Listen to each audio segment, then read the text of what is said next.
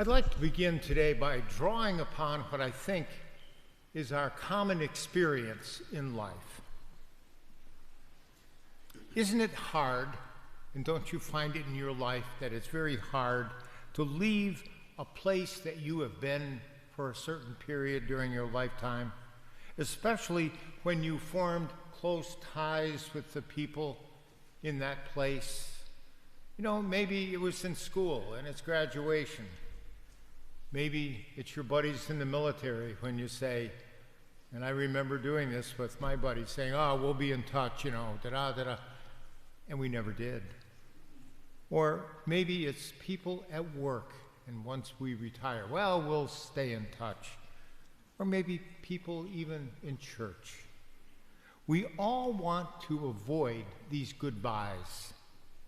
And we try to soften the pain of separation by saying, well, and haven't you done this? I'll give you a call. Let's do lunch. We don't say who's going to buy. We'll get together, won't we? Certainly. But then time and distance make it hard to maintain our relationships. And our experience teaches us that those promises to stay in touch, however well-intentioned they might be, frequently give way to a new rhythm of life in another time and place, and we tend to drift apart. I think we can all resonate with that kind of experience, but that's precisely the kind of experience that Jesus is talking about in today's gospel. Because his disciples, and it's at the Last Supper, and all of those men, women, and children who would have reclined at table that night know that they're going to be separated from Jesus. And Jesus knows this. And he's going to go away. It's goodbye time. And they will no longer have him in the way that they were accustomed to having him. They will no longer physically walk with him or hear his physical voice. But Jesus then says, but wait a minute, I'm going to go and prepare a place for you. I won't abandon you. I will come back to you. Sounds familiar to our own experience, doesn't it? But Jesus, in his divine promise, will keep that promise to stay in touch in ways that the disciples simply can't imagine, in ways in which you and I can't imagine. And Jesus knew that the memories of him and his teachings would fade over time, especially when the hard times set in. He knew he couldn't leave them to their own resources.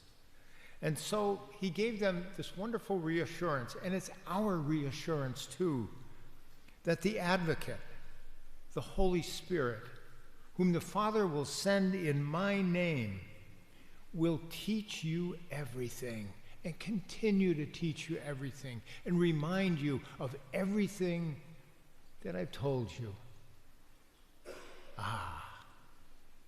Doesn't that give us a founded Christian hope? In a mere 2 weeks, we're going to celebrate the great feast of Pentecost.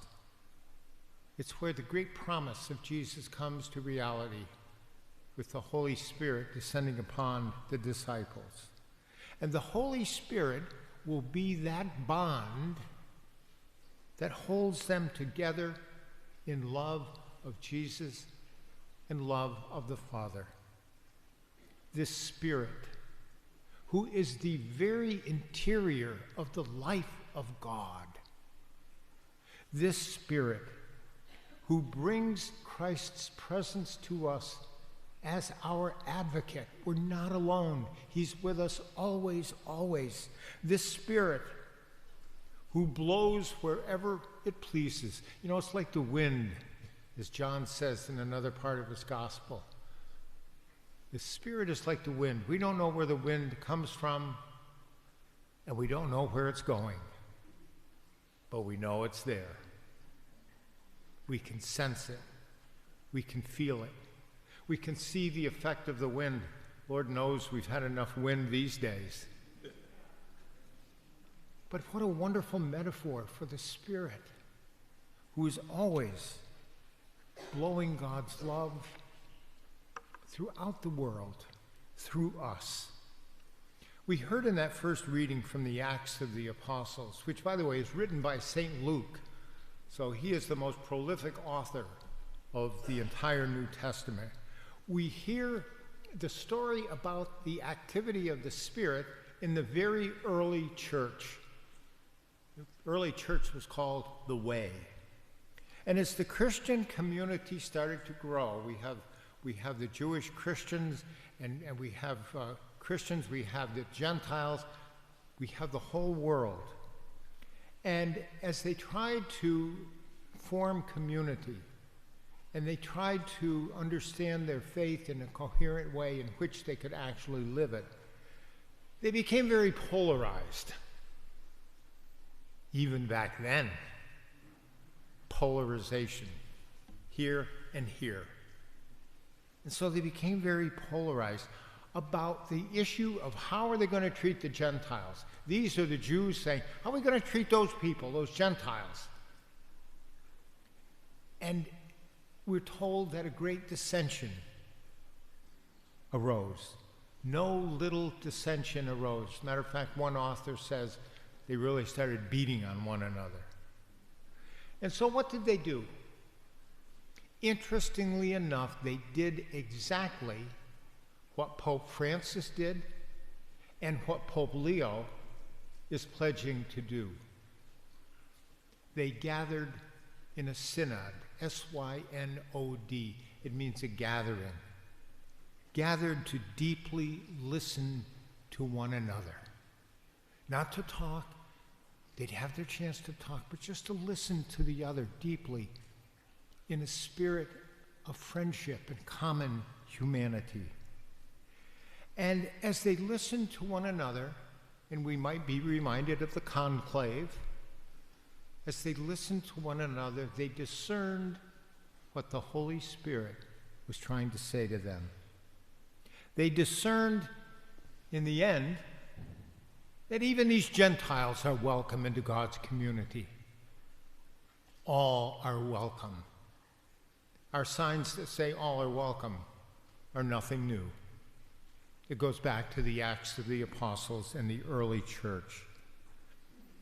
Karl Rahner was arguably one of the most prominent theologians of the 20th century. And he said that this decision of the early church to include the Gentiles, to say all are welcome, was one of the most critical decisions in the history of the entire church. He said, had they decided otherwise, this small Jewish sect probably would have just remained a small Jewish sect. Why? Because they were looking inside only, just looking within their own group. And yet the Holy Spirit, through the Acts of the Apostles, said, no, you need to look outward. That was one of the great gifts of the Spirit in the Second Vatican Council that said to the church cannot only look inward, but we must be a missionary people looking outward. The Spirit was always there with them and is always there with us to guide them along, to remind them and remind us that it is Jesus' mission that we are to proclaim and that we are to live. And so many times we try to live our own mission and try to mold Jesus' mission into our own. And yet, the Acts of the Apostles teaches us differently. And so what makes Jesus' farewell so utterly unsurpassable is his gift of God's peace, even amid the chaos. And we know we live in so much chaos today. But you know, we can't manufacture that peace by ourselves because it's pure gift from God. And all we can do is receive it. A gift from our God who does not want to lose touch with us. the risen Christ. And I hope we can experience this. The risen Christ is with us at this Eucharistic table today, just as he was with his first disciples on that night of the Last Supper. The meal that we share is the life of Christ given for us. And unlike our own tendency to neglect our own farewell promises, and we've probably all done it, Jesus keeps his promise to offer us the gift of his Holy Spirit. Thomas Aquinas once said, "If it is true, then it is from the Spirit." But you know, it's a two-way street. May we be true to our promise to keep that two-way street open to the flow of God's love and God's peace.